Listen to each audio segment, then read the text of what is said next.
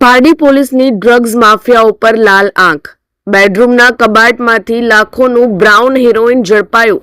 વડોદરાના કનેક્શનનો પર્દાફાશ. મુખ્ય સપ્લાયર બાજને પકડવા પોલીસે ચક્રો ગતિમાન કર્યા. વલસાડ જિલ્લાના પારડીમાં ડ્રગ્સના કાળા કારોબાર સામે પોલીસે મોટી કાર્યવાહી હાથ ધરી છે. પારડી પોલીસ મથકના પીઆઈ જીઆર ગઢવી અને તેમની ટીમે બાતમીના આધારે દરોડો પાડી નશીલા પદાર્થોના વેચાણના નેટવર્કનો પર્દાફાશ કર્યો છે. આ દરોડામાં લાખોની કિંમતનું હેરોઇન જપ્ત કરવામાં આવ્યું છે. ત્યારે પારડી પોલીસને ચોક્કસ બાતમી મળી હતી કે દોલતનગર વિસ્તારમાં આવેલા અલીફ રો હાઉસમાં નશીલા પદાર્થનો જથ્થો છુપાવવામાં આવ્યો છે.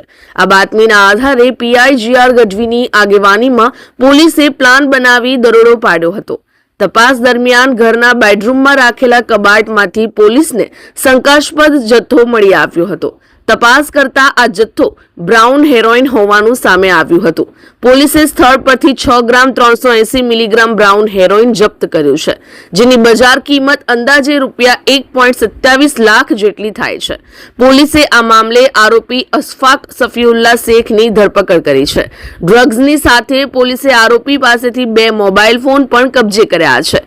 આમ કુલ ₹1.53 લાખનો મુદ્દામાલ જપ્ત કરવામાં આવ્યો છે. વધુ પૂછપરછમાં ચોંકાવનારી વિગતો સામે આવી છે કે આ ડ્રગ્સનો જથ્થો વડોદરાના બાજ ઉર્ફે સરદાર નામના શખ્સ પાસેથી લેવામાં આવ્યો હતો.